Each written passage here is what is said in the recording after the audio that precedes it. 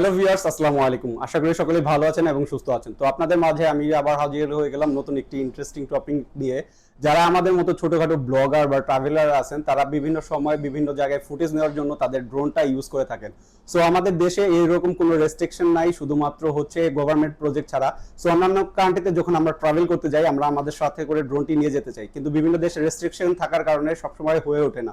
So recently আমি বাংলাদেশ থেকে যখন আবুধাবিতে ট্রাভেল করতেছিলাম দুবাই শহরে, সো এই সময় দুবাই এয়ারপোর্টে থেকে যে কাস্টম অফিসার সে আমার ড্রোনটাকে হোল্ডিং করে দেয়। সো আজকের ভিডিওতে বেসিক্যালি আমি ডিসকাস করব কিভাবে আমার ড্রোনটাকে রিলিজ করলাম এবং কিভাবে আপনারা আপনাদের ড্রোনটাকে সাথে করে নিয়ে ইউএইতে যে কোনো জায়গায় ঘুরতে পারবেন। সো আজকের ভিডিওতে আছেই আপনাদের সাথে আমি মাহমুদুল হাসান জিয়ন। আর কথা না বাড়িয়ে চলুন শুরু করা যাক আজকের ভিডিও।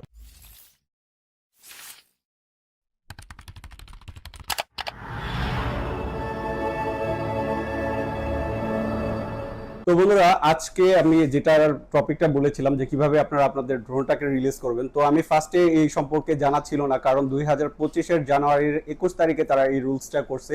যদি কোনো ট্রাভেলার তাদের ড্রোন ইউএইতে নিয়ে আসে, তাদের সাথে রাখার জন্য একটি রেজিস্ট্রেশন ফর্ম আছে, সেটাকে ফিল আপ করা লাগবে অনলাইনে, এবং এখানে কিছু ফিও আছে যেটাকে আপনাকে পেমেন্ট করতে হবে অনলাইনের মাধ্যমে। সো সেটার লিঙ্ক আমি আমার ভিডিও ডিসক্রিপশনে দিয়ে দেবো। সো এই সমস্ত কিছু আমি তাদের সাথে কথা বলে দেন আমি আমার ড্রোনটাকে রিলিজ করি। ফার্স্টে আমি কন্ট্যাক্ট করি তাদের যে ইমেল অ্যাড্রেসটা ছিল সেটার ইমেল অ্যাড্রেসটাও আমি আমার ভিডিওর এখানে মেনশন করে দিব, আপনারা চাইলে সেখানেও দেখে নিতে পারেন। যদি কারো ড্রোনটা এইভাবে হোল্ডিং করে দেয়, সেটার হচ্ছে তাদের ফার্স্ট রুল, তারা এখানে নিয়ে আসতে পারবে না। 1 মাসের মধ্যে যদি সে আবার দেশে রিটার্ন করে, তাহলে সেই ড্রোনটি সে তার সাথে করে দেশে নিয়ে যেতে পারবে। বাট কেউ যদি 1 মাসের মধ্যে সেখান থেকে রিটার্ন না করে, তাহলে এটা তারা নিলামে তুলে নেবে। সো আজকের এই ভিডিওতে আমি কিভাবে এইটাকে রিলিজ করলাম সেটার সমস্ত বিষয় এক্সপ্লোর করছি। সো আমি ফার্স্টে তাদের সাথে যে কাস্টমার কেয়ার ছিল তাদের সাথে কথা বলছি, তাদের সাথে কথা বলে যে এটাই আমি ক্লিয়ার হয়েছি, যদি আমি দেশে রিটার্ন করি দেন আমার সাথে এটা নিতে পারবো, আদারওয়াইজ এটাকে আমাকে রেজিস্ট্রেশন করা লাগবে। সেই রেজিস্ট্রেশন করার জন্য প্রথমে আপনাদের ড্রোনের পিকচার তুলতে হবে, দেন এটার যে সিরিয়াল নাম্বারটা আছে সেটা দিতে হবে, তারপরে আপনি কি পারপাসে এটাকে আপনি এই দেশে নিয়ে আসছেন সেটার সমস্ত ডিটেলসগুলো আপনাকে ফিল আপ করা লাগবে। দেন এখানে 200 দিরহাম যেটা আছে এই দেশের কারেন্সিতে, সেটাকে আপনাদের পেমেন্ট করা লাগবে। পেমেন্ট করার পর দেন তারা উইথিন 3 ডেজ আপনাকে একটা রেজিস্ট্রেশন নাম্বার দেবে, যেটা আপনার ড্রোনের সাথে অ্যাটাচ করে দেন আপনি এয়ারপোর্ট থেকে এই দেশে আপনি নিয়ে আসতে পারবেন। আদারওয়াইজ আপনি এখানে এই দেশে কিছু রেস্ট্রিক্টেড এরিয়া আছে যেখানে ফ্লাই করতে গেলে এই দেশের ড্রোন লাইসেন্স নেওয়া লাগে, সেটার চার্জও হচ্ছে 1100 দিরহামের মতো।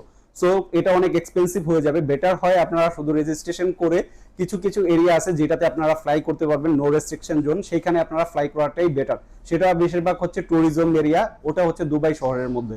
সো আমি আমার এই ড্রোনটাকে রিলিজ করার জন্য প্রথমে কাস্টম অফিসারদের সাথে কথা বলে দেন আমি তাদের এক্সপ্লেন করি যে আমি এখানে ওয়ার্কিং পারপাস এসেছি।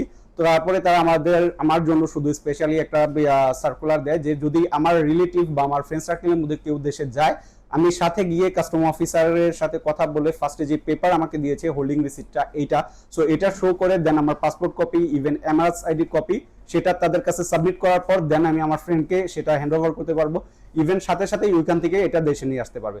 সো এই ছিল আজকের মূল বিষয়। যদি আপনারা এই ফুল প্রসেসটা কিভাবে রেজিস্ট্রেশন করবেন সেটা চান, কমেন্ট সেকশনে কমেন্ট করবেন কিভাবে সেটা করা লাগে। নেক্সট ভিডিওতে আমি সেই ভিডিওতে আপনাদের সাথে এক্সপ্লেন করব। তো বন্ধুরা, আজকের মতো এখানে বিদায় নিচ্ছি। আমি মাহমুদুল হাসান জিয়ন। ভালো থাকবেন, সুস্থ থাকবেন, আল্লাহ হাফেজ।